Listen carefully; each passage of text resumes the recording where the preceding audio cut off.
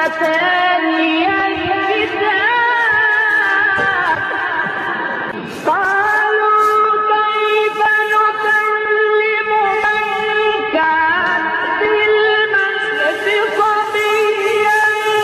قال إني عبد الله آتاني الكتاب وجعلني نبيا